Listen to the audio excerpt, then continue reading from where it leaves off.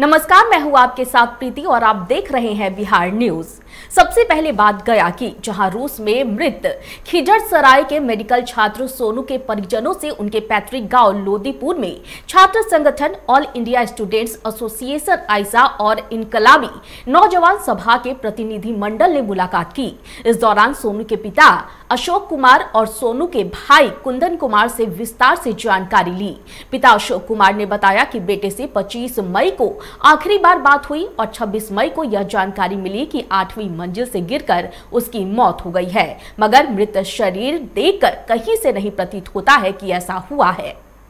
जो रसिया में मेडिकल की पढ़ाई करते थे और 10 दिन पहले परिजनों को सूचना मिली कि उनकी डेथ हो गई है। परिजनों का ये मानना है कि उनका जो डेथ है वो नेचुरल नहीं है, मतलब उनको संदेह है कि उनकी जो मौत है वो जांच का विषय बन जाता है। आज हम लोग जब यहाँ पर उनके परिजनों से मिलने आए, उनके पिताजी, उनके भाई और अन्य लोगों से जब मुलाकात हुई, बात हुई, तो इसमें ये जानकारी मिली कि 2016 में सोनू यहाँ से रसिया जो है मेडिकल की पढ़ाई करने गए थे किसी कंसल्टेंसी के माध्यम से, और उसमें एजी ट्रस्ट कंसल्टेंसी है जिसका नाम ये बता रहे हैं, और उसके जो हेड हैं या कोई जिम्मेदार व्यक्ति है डॉक्टर ए नजीरुल अमीन, जिनकी भूमिका है और जिनसे लगातार इनकी बातचीत होते रहती है।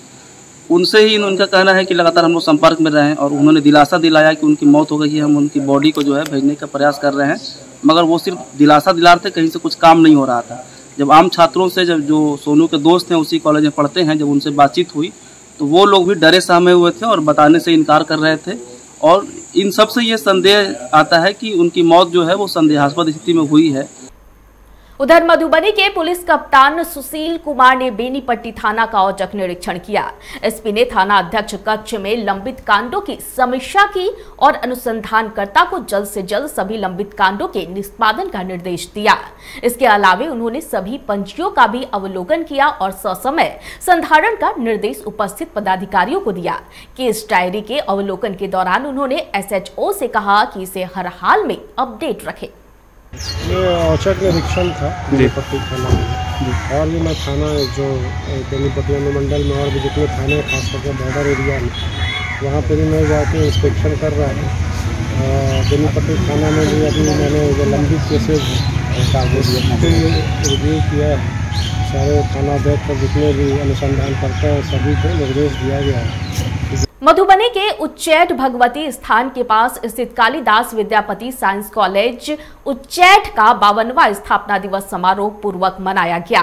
कार्यक्रम का उद्घाटन ललित नारायण मिथिला विश्वविद्यालय के कुलपति प्रोफेसर डॉक्टर सुरेंद्र प्रताप सिंह, कुल सचिव डॉक्टर मुश्ताक अहमद, पूर्व प्रमुख नित्यानंद झा और कॉलेज के प्राचार्य प्रोफेसर शिव कुमार साहू समेत अन्य अतिथियों ने दीप प्रज्वलित कर किया। कार्यक्रम की शुरुआत कलाकार बम झा और सुभद्रा झा ने मंगलाचरण गाकर किया।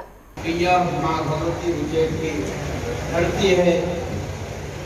आप लोगों ने बताया कि कालिदास विधि है, विद्यापति कर्म भूमि है, ये हमारा इतिहास है। लेकिन वर्तमान ये है कि इस महाविद्यालय ने जिनको पैदा किया, जिन छात्राओं को अब हम सुन रहे थे, वो आने वाले दिनों का इतिहास है। संस्था का जन्म दिवस और इसके स्थापना दिवस के रूप में जिसे आप हमारा 52 ईयर्स इसके हो गए, वो संस्था के लंबा समय होता है 52वां स्थापना दिवस। स्थापना दिवस की खुशी तो होती है, लेकिन अगर संस्थापक सदस्य हमारे साथ हों, जैसे नित्या बाबू आज यहाँ उपस्थित है। मधुबनी के बेनीपट्टी प्रखंड कार्यालय स्थित मेघदूतम टीपीएस भवन में एसडीएम अशोक कुमार मंडल की अध्यक्षता में नगर पंचायत के पढ़ने वाले सभी बीएलओ की बैठक हुई, जिसमें नगर पंचायत से संबंधित मतदाता सूची का विखंडन करने समेत कई बिंदुओं पर चर्चा की गई। इस दौरान एसडीएम ने कहा कि विधानसभा की मतदाता सूची से नाम विखंडित होकर नगर पंचायत के नवगठित वार्डों के लिए मतदाता सूची का निर्माण किया जाना है। केवल वैसे ही मतदाताओं का नाम विधानसभा की मतदाता सूची में विखंडित होगा जिनका आवास नगर पंचायत के वार्डों के अंतर्गत आ रहा हो। बात करें बेगूसराय की, तो बेगूसराय में सड़क निर्माण के चौड़ीकरण में मिट्टी भराई के लिए जा रहा ट्रैक्टर बांध किनारे पलट गया, जिसमें दबकर ट्रैक्टर चालक की मौके पर ही मौत हो गई। घटना बलिया थाना क्षेत्र के शादीपुर दियारा गांव को जोड़ने वाली मुख्य सड़क नौरंगा के पास की बताई जा रही है। घटना की सूचना मिलते ही बड़ी संख्या में आसपास के लोग और परिजन मौके पर पहुंचे। घटना की सूचना मिलते ही बलिया थाना पुलिस भी मौके पर पहुंची। फिलहाल पुलिस के द्वारा शव को कब्जे में लेकर आगे की कानूनी कार्रवाई की जा रही है। जानकारी फोन से मिला कि भाई ऐसे एक्सीडेंट हो गया है। हम आए, हम देखे हैं यहाँ पीछे गाड़ी तर में दबायल हुआ है। अब कहाँ जा रहा था पता चला पहाड़पुर ड्राइवर है और गाड़ी है तुलसी टोल।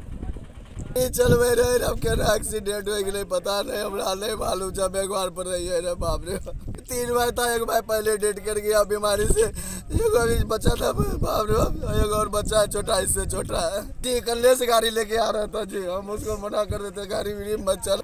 और अब बात भागलपुर की करेंगे, जहां कहलगांव प्रखंड अंतर्गत गौघट्टा पंचायत अंतर्गत आंगनबाड़ी केंद्र संख्या 263 की सेविका सुमित्रा देवी का केंद्र अक्सर बंद रहता है। यदि कभी लेट से खुलता भी है तो बच्चों को पुष्टाहार नहीं दिया जाता है। ग्रामीणों ने जानकारी दी है कि सेविका केंद्र पर आती है और फोटो खींचकर चली जाती है। देखिए ये रिपोर्ट। नहीं खुलता है, बहुत कम खुलता है, तो नहीं है के बराबर खुलता है, कोई देता नहीं है। बच्चा सबको जानते हैं। क्या मतलब इनका नाम पता है आपको? इसका सुमन कुछ है, यही की है। हाँ यही की है। क्या मिलता है सुविधा? कुछ मिलता है सुविधा? हम लोग कुछ नहीं जानते, कुछ नहीं जानते हैं। क्या बांटती है, क्या बदलती है, क्या लेते हैं। खुलते हुए तो से आता खोल करके चला जाता है, नहीं करता अपना। प्रखंड सीडीपीओ मैम का नाम बोले, हम नहीं जानते हैं।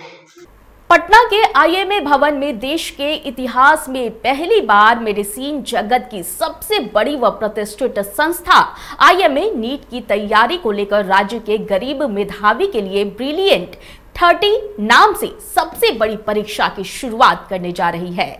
मेडिकल एसोसिएशन आईएमए के राष्ट्रीय अध्यक्ष डॉक्टर सहजानंद प्रसाद सिंह द्वारा आईएमए बिहार के अन्य पदाधिकारी एवं ब्रिलियंट के निदेशक अजय कुमार पिंटू की उपस्थिति में इसकी शुरुआत हुई। चयनित छात्रों को पूर्णतः निःशुल्क शिक्षा प्रदान की जाएगी। और ब्रिलियंट 30 नया इन्होंने शुरू किया है।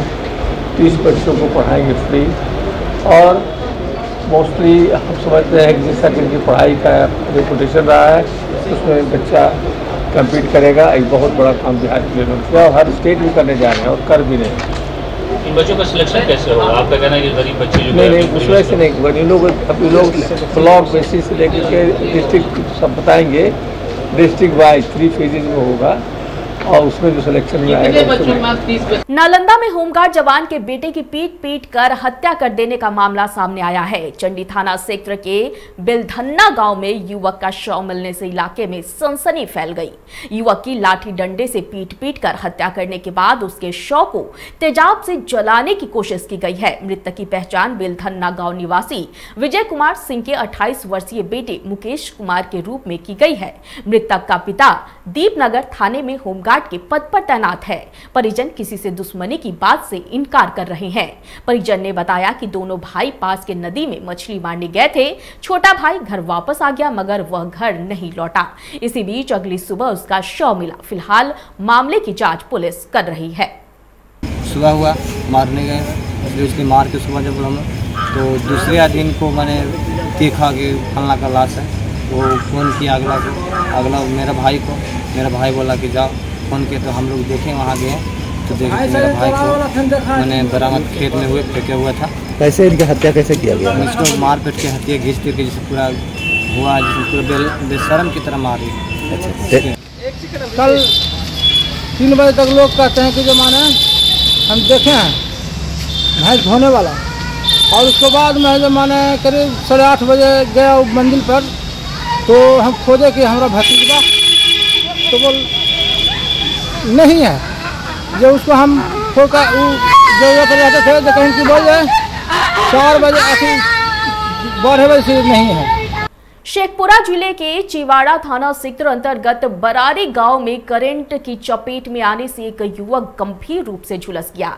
स्थानीय लोगों और परिजनों द्वारा आनन फानन में घायल युवक को बेहतर इलाज के लिए अस्पताल लाया गया, जहां घायल युवक का इलाज जारी है और चिकित्सक उसे खतरे से बाहर बता रहे हैं। बताया जा रहा है कि 25 वर्षीय अनिल मांझी घर में बिजली का वायर जोड़ रहा था। इसी दौरान करंट के संपर्क में आने से झुलस गया। इस वक्त की खबरों में फिलहाल इतना ही। मुझे दीजिए इजाजत, लेकिन देखते रहिए बिहार न्यूज। नमस्कार।